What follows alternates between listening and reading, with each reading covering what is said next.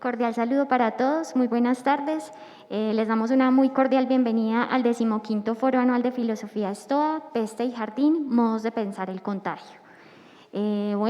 Les queremos dar una calurosa bienvenida, agradecerles por estar conectados con nosotros en este primer día de Foro Stoa. Este Foro Stoa es organizado por la Administración Municipal Más Cerca, Más Oportunidades, el Instituto de Cultura El Carmen de Viboral, en compañía del Grupo Quinox, y es apoyado por Confiar Cooperativa Financiera y el taller Filosofía a la Gorra. Les voy a contar un poquito lo que vamos a tener hoy. La primera lección es la lección inaugural que se llama Peste y Jardín y el invitado y ponente es Ricardo Espina. A las 5 vamos a tener el video performance Entre Territorios y Fugas, Conexiones Poéticas en Tiempo de Pandemia, del grupo Performance de Leus de Rosario, Argentina. A las 6:30 vamos a tener la charla Repensar en la nueva normalidad, Pandemia y el nuevo porvenir de Nicole Barria Asenjo de Osorno, Chile. Y a las 8 de la noche vamos a tener el coloquio, o la conversación y tertulia de todos los días que hemos nombrado Desde el Jardín, conversación con los panelistas. Nos van a estar acompañando entonces Nicole Barria y Ricardo Espina y va a moderar el director del Instituto de Cultura, Jason Castro Trujillo. Entonces ahora les voy a dar paso a la lección inaugural, es a cargo de Ricardo Espina.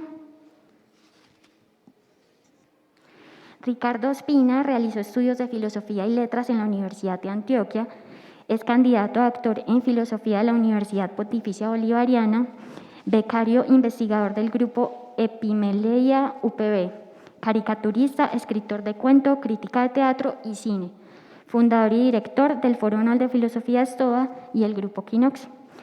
Los dejo entonces con Ricardo y gracias por estar conectados.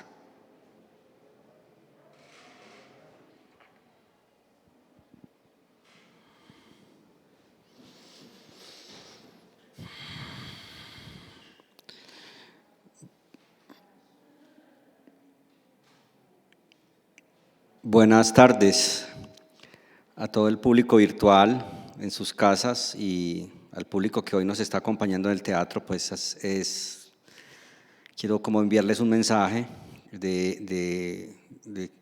bajo la idea de que la filosofía, más que ahora, sobrevive al acontecimiento de la guerra, de la violencia y de la peste. Y esa va a ser la naturaleza de esta charla, que lleva el mismo título que el foro.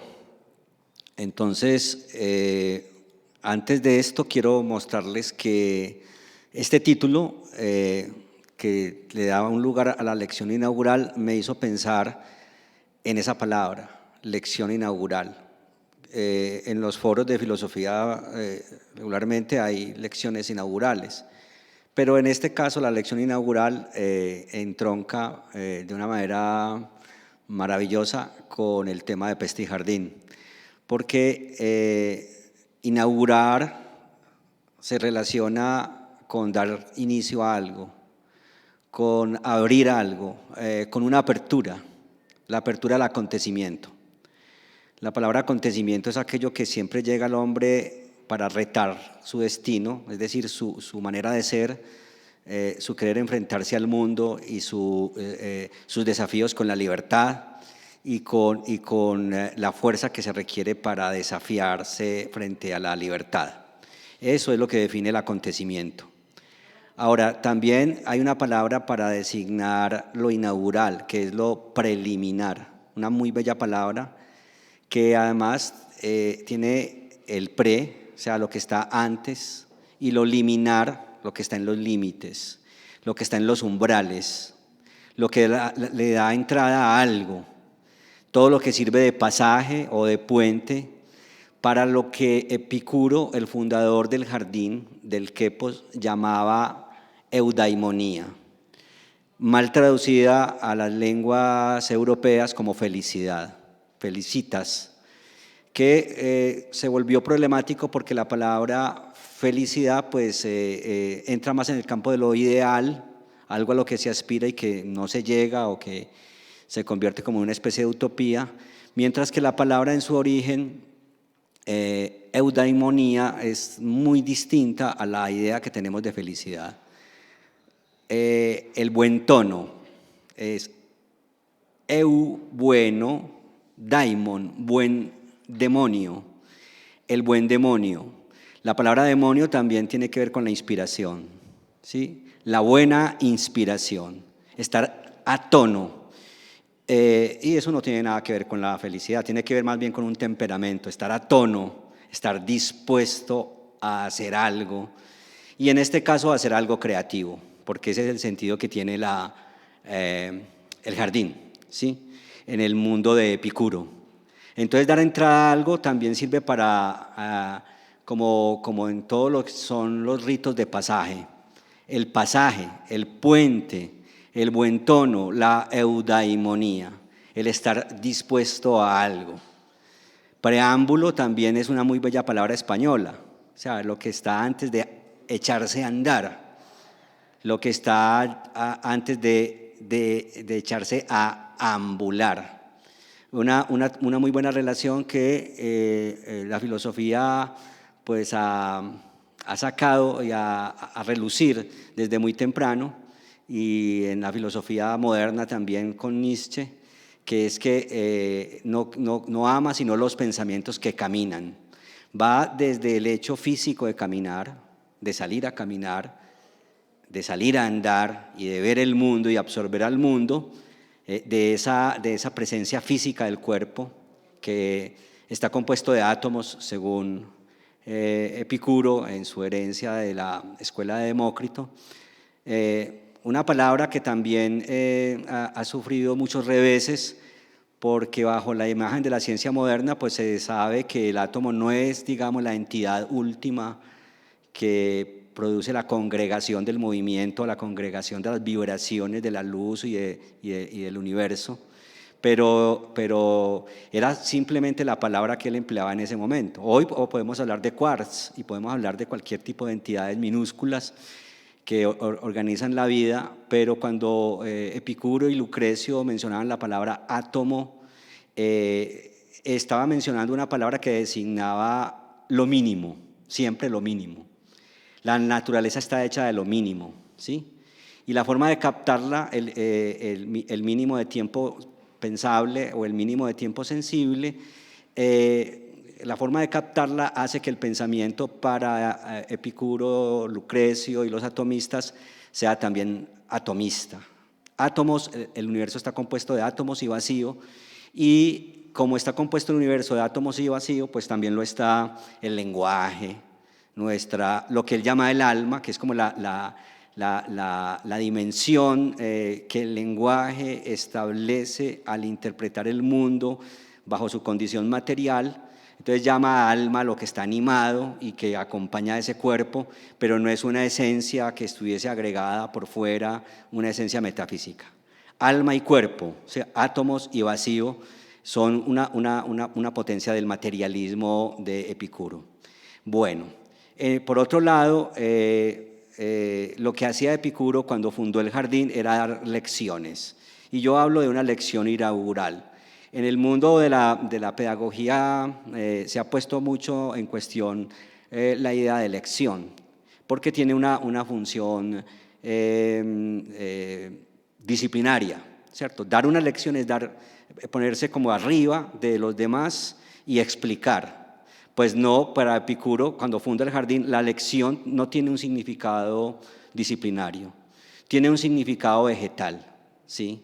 Ya que legere, en su doble acepción, coincide tanto con la palabra cosechar como con el acto de leer. Entonces, legere, dar una lección, es cosechar en el alma del otro, y leer en el alma del otro su dinámica interna, su dinamismo interno, que de todas maneras para este filósofo del jardín, ese dinamismo interno no tiene nada que ver con la interioridad que nosotros conocemos por la psicología o por la tradición occidental. Es una dinámica del alma, porque el alma procede por pliegues. Tiene un pliegue y tiene un despliegue. Sí, el alma se pliega, se repliega y se despliega. Cuando el alma se repliega, padece el cuerpo. El alma se repliega en varios agentes patógenos que llama Epicuro, que considera como parte de la peste, que es, digamos, la tristeza, la angustia, el sufrimiento, el miedo a la muerte, por ejemplo, el sometimiento al poder, el sometimiento a la moral pública. Son bacilos, son especies de epidemias que arrugan el alma, la hacen retrotraerse y la repliegan. Y para él, el lenguaje, la filosofía es un asunto de despliegue, que el alma abandone el repliegue, ¿sí? El padecimiento por el miedo a la muerte, por el padecimiento de la guerra, por la disgregación y por la violencia, y se despliegue hacia la libertad, ¿sí? Se despliegue hacia la libertad en una forma que permita también leer en esa alma el jardín que se está sembrando en ella. Por eso tiene un carácter vegetal. Esa doble acepción, que coincide tanto con el acto de cosechar como con el acto de leer, también se fundamenta en la idea de que este maestro, a mediados del año 323 a.C., según cuenta pues, el más grande estudioso de Epicuro, llamado Carlos García Gual, llegó a Atenas, ¿sí? Y en este momento en que llega a Atenas, pues está conmocionada la ciudad por la tiranía, por el belicismo, el estrangulamiento de la libertad y la epidemia de las opiniones. Las opiniones son manipulables y como hoy, la manipulación de la opinión siempre va del lado de la guerra. La guerra necesita manipular para producir ignorancia y para perpetuar la violencia. Esa tensión que también, de cierta manera, por eso lo lee Marx lee a Demócrito y a Epicuro en clave de lucha de clases, dice: la tensión entre ricos y pobres no es más que la tensión del deseo de acaparar precisamente los bienes humanos y los bienes terrenales, la codicia, el interés, la ambición, la fortuna, que hace que los hombres se desgarren unos a otros, destruyan la comunidad física y que necesiten para efectos de la permanencia del orden de los tiranos. Para la misma época, todo el mundo, pues, cuando ha leído historia de la filosofía, ha oído mencionar a Diógenes de Sinope, el perro. Ya había muerto a una edad muy avanzada y su imagen de pensamiento, como testigo de la corrupción y de la violencia de la época, había creado lo que se llamaba la escuela cínica, ¿sí? Pero en esa escuela de cinismo también se había planteado el arte de gobernarse a sí mismo, el arte de ser dueño de sí mismo y de obtener la libertad como ataraxia.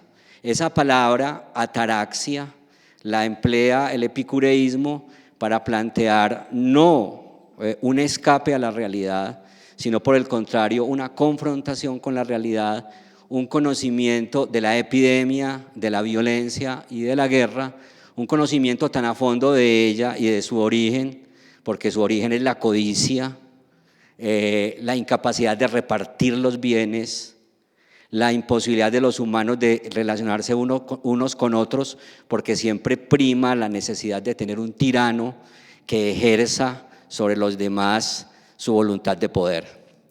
Entonces, la coincidencia entre el cinismo y el epicureísmo es latente, a pesar de que hay muchas diferencias, pero la ataraxia en ese caso sería, si uno descompone la palabra, el taraxos es la turbulencia, si se puede llamar así, la taraxé, la turbulencia.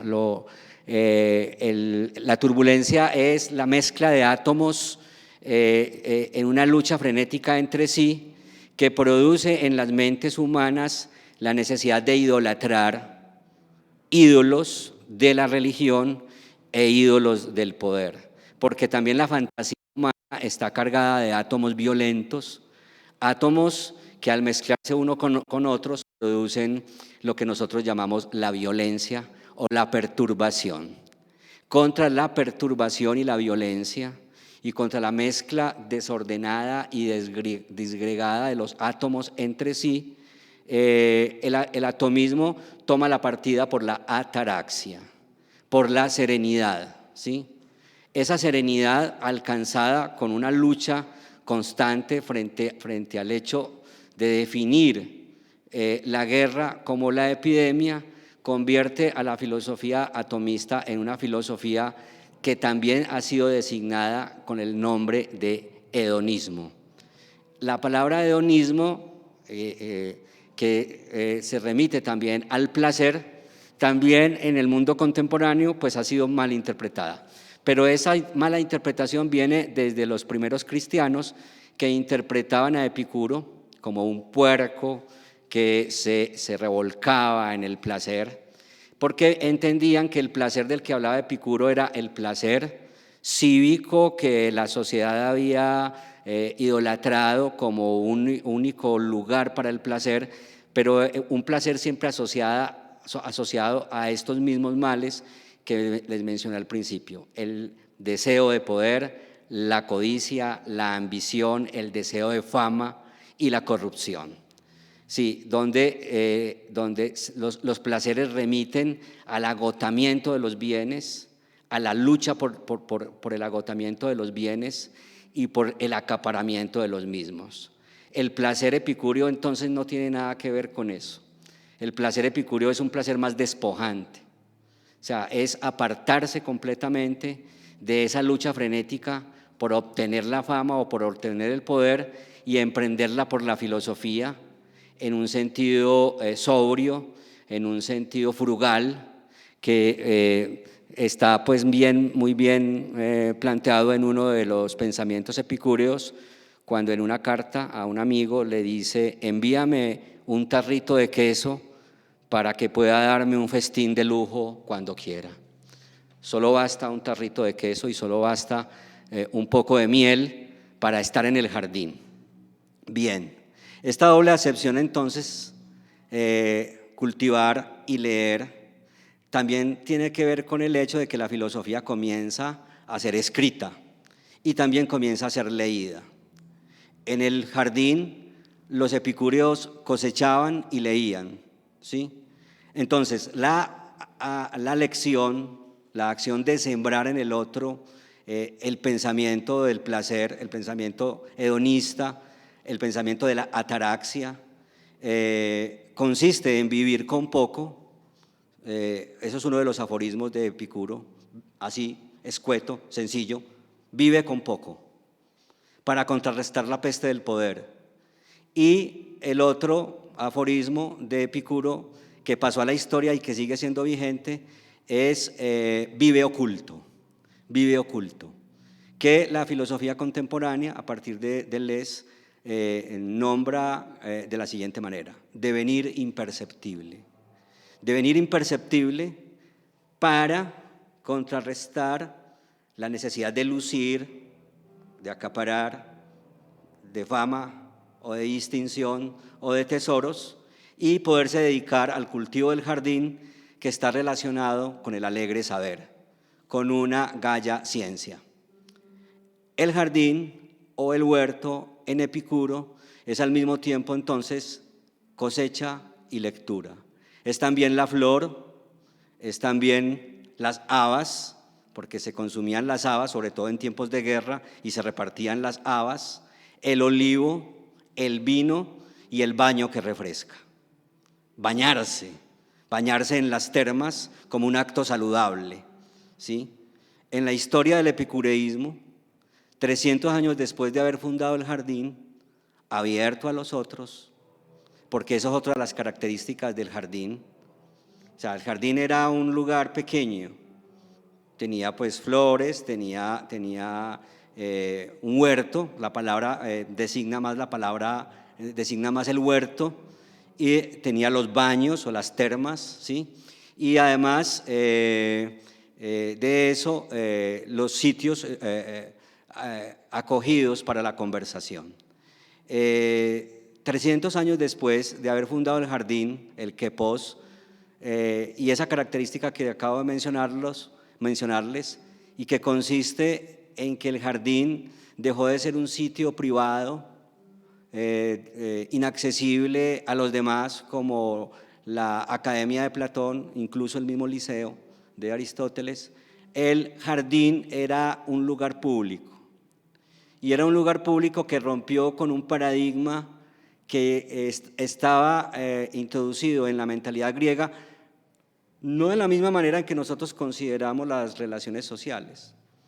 Pues porque podemos decir, en la antigüedad griega existían esclavos, los extranjeros no tenían ciudadanía, las mujeres no tenían ciudadanía, pero no es a la misma manera en que hoy padecemos estos males, que son males también y que son pestes que afortunadamente hoy estamos intentando deconstruir.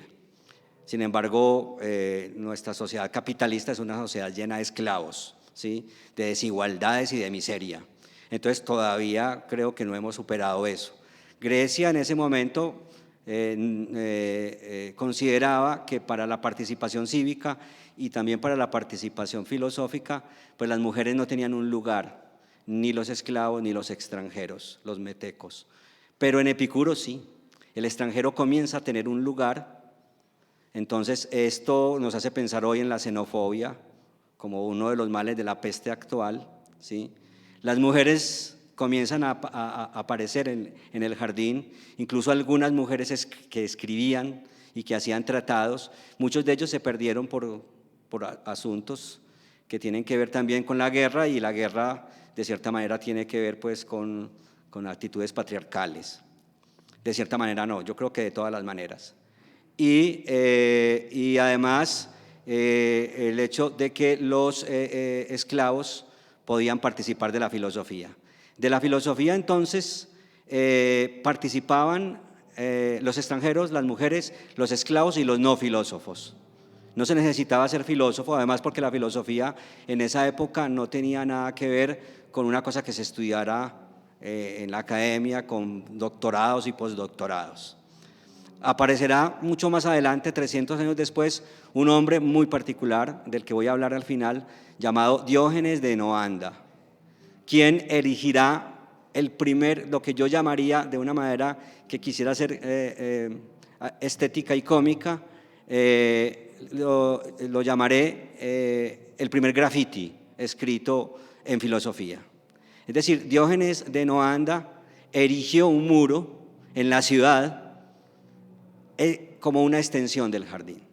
Y en ese muro, que no es ni el muro de las lamentaciones, ni el muro que separa, ni el muro que separa las fronteras, porque es liminar, porque es el muro que antes, por el contrario, rompe las fronteras. En ese muro se cincelaron más de 70 sentencias de Epicuro, ¿sí? Él mandó a hacer ese muro, cinceló sobre el muro pensamientos, aforismos de Epicuro, como un libro público, como el primer libro público y como el primer jardín público, como decía Diógenes de Enoanda, para beneficio de caminantes.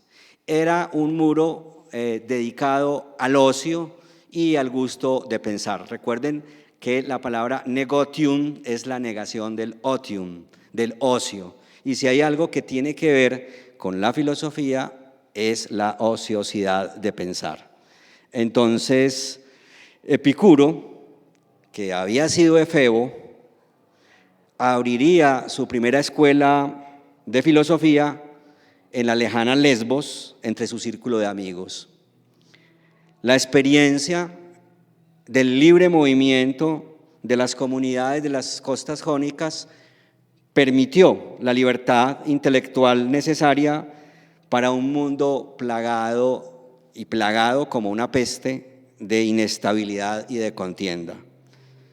Cuando Epicuro regresa a Atenas en el 306, en la mitad del camino de su vida, y juego con una frase tomada de la Divina Comedia, Recuerde que Dante dice que es en la mitad del camino de la vida donde él encuentra, digamos, un camino. Así que en la mitad del camino de la vida regularmente encontramos nuestros propios caminos. En la mitad del camino de su vida, 35 años, ofrece su jardín a los amigos, así como algunos años después las enseñanzas del estoico Zenón de Sitio comenzaron a ofrecer el pórtico pintado, el pórtico que designa este foro anual de filosofía estoa. Bien, Epicuro había adquirido una casa y un quepos, un jardín pequeño, modesto, que además, como les había dicho al principio, era semejante a una huerta o a un huerto. Habían pasado muchos años de aprendizaje, viajes, exilios, destierros, entonces apenas era deseable un mínimo retiro en el huerto. No iba a ser un centro de educación superior, como la academia o el liceo, ya lo mencioné, sino un retiro para la vida en común y la meditación amistosa de unas personas dedicadas a conversar. Ese es otro rasgo del epicureísmo, es la amistad. La amistad como posibilidad de sembrar en el alma del otro la libertad. No solamente la libertad de pensar, sino la libertad de actuar en un mundo encerrado en la tiranía. Entonces, que la cotidianidad se impregne del jardín significa que el jardín puede pasar a convertirse en una metáfora de nuestro lugar en el mundo. Es decir, el jardín no solamente es ese huerto en donde Epicuro hacía sus lecciones, sino que más adelante, y para beneficio de muchos, el jardín, como la habitación propia de Virginia Woolf, es el lugar donde creamos. Pero el jardín también puede ser el laboratorio, el jardín puede ser la bicoca del alquimista, la sala de ensayo, ¿sí? La mesa y la máquina de escribir o el computador donde se está gestando una novela o donde se está gestando una obra poética. El jardín es el lugar en donde gestamos la obra, donde construimos un mundo paralelo al mundo que nos determina, al mundo determinado por las relaciones de poder. El jardín es un poder, un contrapoder, un poder contra el Estado, un poder contra la dominación, porque es la posibilidad de la creación, es la posibilidad de la siembra y el recogimiento de la siembra. Otra de las características que también mencioné al principio es que la ataraxia, es decir, contrarrestar el torbellino de la que produce la violencia general, produce la auténtica sabiduría en medio de la crisis política y en medio de un mundo azaroso e irracional. Sabíamos que en esa época, y hoy entonces lo pienso en paralelo, creando este mundo paralelo con el mundo contemporáneo, sangre, incendios, matanzas, conspiraciones políticas, pillaje, ultraje del bien público, es el reino que rodea al jardín. Es decir, por todas partes, muertes, pillaje y corrupción, pero en el jardín, que no es un lugar utópico, sino que es una práctica diaria de creación. En el jardín, mientras muere la libertad y crece la inseguridad y la sumisión del individuo a los déspotas, en el jardín entonces se produce la sabiduría y la serenidad. La Roma de Lucrecio, más adelante, otro filósofo epicúreo, produce entonces igualmente la sensación de que la tierra se está agotando, que el hombre devora la tierra, que el hombre no tiene otro objeto con la naturaleza que devorarla, y que en la medida en que el mundo es devorado por el poder, el mundo envejece, se retiran los mares, ¿sí? Se retiran las aguas, deja de llover, y eso es el resultado de algo que los epicúreos comenzaron a cuestionar, y de ahí la lectura que hace Marx de Demócrito y Epicúreo. La expansión territorial, el culto a la riqueza, el desmesurado crecimiento demográfico, la idea que lo común se convierta en delito común. La vida humana postrada en tierra bajo el peso de la religión, creadora de supersticiones y fomentadora del miedo y adoradora de fanáticos, el terror y la rigidez de la vida. Entonces valía la pena una propuesta de liberación, valía la pena, como lo planteaba Lucrecio más adelante, no quedarse solamente con las sentencias éticas inherentes al cuidado de sí, que era parte de la práctica antigua, y la comunidad del jardín, sino que proponía el cultivo de la ciencia y al lado del cultivo de la ciencia, el cultivo de la filosofía. Por eso también crearon una física de la naturaleza, una física que no se basara en las supersticiones, una física que se basara en los mínimos fenómenos, las lluvias, los torbellinos, la maduración de los frutos, las corrientes del aire, las tempestades, los vórtices y los remolinos, los huracanes, para estudiar el pliegue y el despliegue de la naturaleza. Ese pliegue y despliegue de la naturaleza que hacía que fuesen concurrentes los átomos en todas las cosas y que fueran percibidas por los sentidos, porque son filósofos también de los sentidos, por eso se los llama materialistas, que las cosas sean sentidas, olfateadas, tocadas, percibidas en su aparición luminosa y en su apariencia, los meteoros, el mar y los rayos. Y este filósofo, que nace en el 94 a.C., Lucrecio, escribió también, bajo su maestro Epicuro, un libro que expuso la física de los átomos y el vacío. Y también, como Epicuro, una psicología de las envolturas anímicas en las que se sumergen nuestros afectos, un ethos o una ética de un pensamiento que se sustrae a las ambiciones de los poderes en curso y ante todo desmitificar, no por odio a los mitos, sino por una crítica radicalizada a la interpretación idealizada que de ellos se hacían los hombres, describir corpúsculos, cualidades y aspectos de las cosas, el color, el olor, las texturas, y propugnar por la existencia de un número ilimitado de átomos, mientras en Atenas el espectáculo de la peste no provocaba sino un vacilo peligroso, que además de la epidemia de la guerra y la exaltación del poder y de la rivalidad, se le añadía el seguimiento de líderes en los que se focalizaba la tiranía, algo que hoy pues todos sabemos sigue siendo vigente en el mundo de la turbulencia política actual, ¿sí?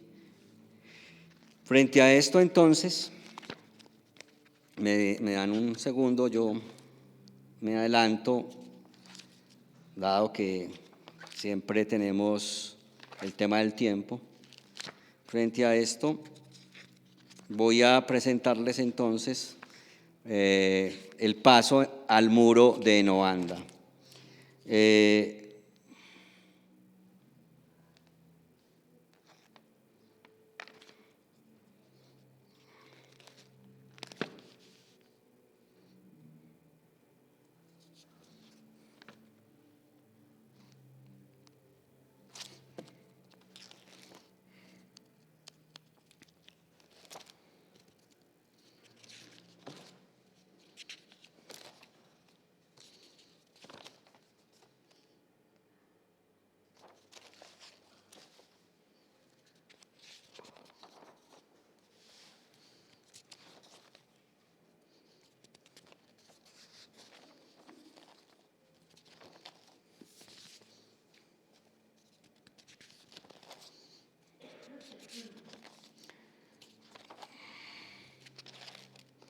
Bueno.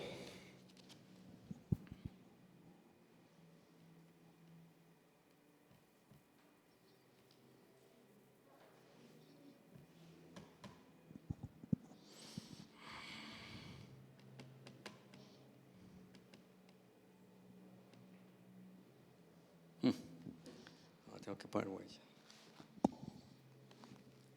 La clave de este aparato.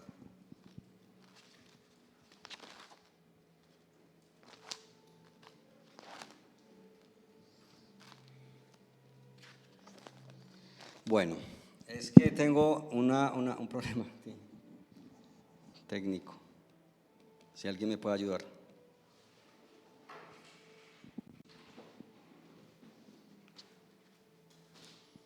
No, hay que ponerle una clave.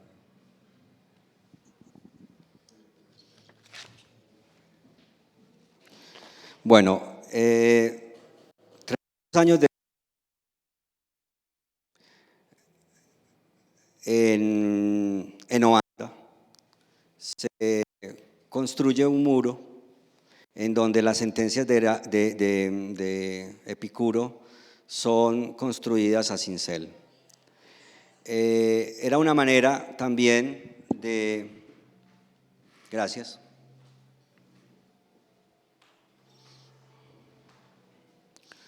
Una manera también de darle a la naturaleza del alma, a la naturaleza del cuerpo, tanto el valor social como el valor estético y el valor político que constituía la idea de que un muro podía contener una enseñanza pública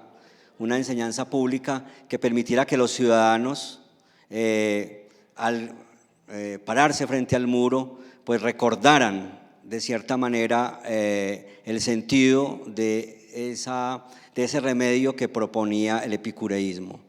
Un remedio que en la filosofía solemos llamar como fármacon. Fármacon, una cura del alma para que los hombres, alimentados únicamente con la imagen de la tiranía, pudieran encontrar un respiro o un jardín en su mente. La sentencia vive con poco. Al lado de la sentencia vive oculto de Epicuro, como inscripción política, anuncia no la actitud del avestruz, ni la evasiva actitud de la anacoreta, que se aleja de la plaza pública, autoexcluyéndose del mundo de la vida, sino que deshace la idea de que lo político únicamente puede expresarse al lado de los que representan el poder. Es decir, si bien hay que reconocer que los epicúreos planteaban también la necesidad de decir la verdad, y decir la verdad es decir contundentemente a la cara las verdades del poder, esa parresía que en algún momento en el mundo socrático se practicó en la asamblea, no buscaba justo por eso ni adular a los soberanos, ni hacer retórica para convencer, sino que se dirigía a aquellos que estuviesen dispuestos a escuchar el pensamiento liberador, pero que estuviera alejado de las opiniones establecidas, que las opiniones establecidas pudieran ser puestas en cuestión para que en un primer momento el epicúreo nos dijera que había que estar a salvo de ser asesinado, ¿sí? Que había que estar a salvo de que bajo el dictamen de la tiranía, la desobediencia tanto a los tiranos como a la voluntad de la mayoría llevara al asesinato, como le ocurrió a Sócrates. Entonces, a esta actitud, ¿sí? A esta actitud de poner en plaza pública unas sentencias para que la comunidad de los amigos de la sabiduría se hiciese presente 500 años más tarde, ese tal Diógenes de Noanda, que hará grabar en ese muro, como si se tratase de un libro de roca, un cuerpo de sentencias epicúreas. En ese caso, el acto de la parresía, de decir la verdad, hace coincidir tanto el apartarse como el exponerse. O sea, no es una actitud de avestruz. Vive oculto, vive imperceptible, también es una manera de exponerse. Puesto que en un muro, como realidad del signo, como realidad del pensamiento puesto público, es el punto de encuentro entre la exposición pública del pensamiento, ¿sí?, y el alma oculta del filósofo. Es el afuera del adentro, es el despliegue del alma, que tiene los dos lados, ¿sí? La plaza pública entonces adquiere la plaza pública adquiere otro sentido. En ella se construye el muro y en el muro se escribe un litobiblos, el libro de piedra. Diógenes de Noán, nosotros ahora destinatarios, y yo como intermediario, como cartero de este pensamiento, porque el muro pues fue destruido y desapareció, siempre va a estar buscando a los otros, va a buscar a los extranjeros que hay en ustedes, los extranjeros de sí mismos, a las mujeres, ¿sí?, a los esclavos y a los de las sentencias. Se nombró entonces como fármacon. El alma entonces, a través del libro y a través de la sentencia, va a recordar lo que ha sido escrito en ella, como si se tratase de una tablilla de cera, en la mejor versión del Fedro, grabado una sentencia, vive oculto y vive imperceptible, para recordar en la escritura hoy que se trata de mantener viva el alma, que aunque mortal, puede hacer perdurar su efecto molecular entre nosotros. La escritura, el pensamiento, la lectura, toda su manera de ser, incluso cuando la escritura bordea el silencio, cuando la escritura balbucea y garabatea los signos en el papiro, en la hoja, para atrapar el alma y hacerla sensible a los ojos que la leen, cumple un papel de fármaco, cumple un papel de cura. La lectura como un mecanismo de liberación, la lectura como la posibilidad de salir de la ciudad, introducirse en el jardín y luego escribir en alguna superficie ese pensamiento que nos libera. Ese muro de Noanda, eso que escribe en un muro, con ese tatuaje anímico que se expone como antídoto contra la guerra, contra la adulación, contra la representación del poder, contra la necesidad de convertirse o ser convertido por algún fanático, también contra el chivo expiatorio, o sea, con la idea de exponerse demasiado a la carnicería, contra los males del lujo, de los honores, de la riqueza desmedida que fundan las supersticiones y producen la idolatría al poder. Esos fragmentos de Diógenes de Noanda, escritos en el muro, nos recuerdan la imagen de un filósofo, este filósofo epicuro, que aconseja mantenerse lo más lejos posible de la turbulencia, vivir oculto, vivir imperceptible, no ponerse como víctima propiciatoria, no pregonar, no adular, no adorar la muerte. El muro de Noanda es un libro público. El muro de Noanda es también una invitación al otium, impele a que uno se detenga, que uno también sabiendo que está hecho para beneficio de caminantes, encuentre solidaridad en la polis, porque ha desaparecido a otro y porque la masa se encuentra alineada y alienada en los modelos de la opinión. Entonces no es un asunto privado, es un asunto público y a los otros, a las mujeres, a los extranjeros y a todo el que quiera construir un espíritu libre. El muro de Noanda queda en la memoria como jardín público.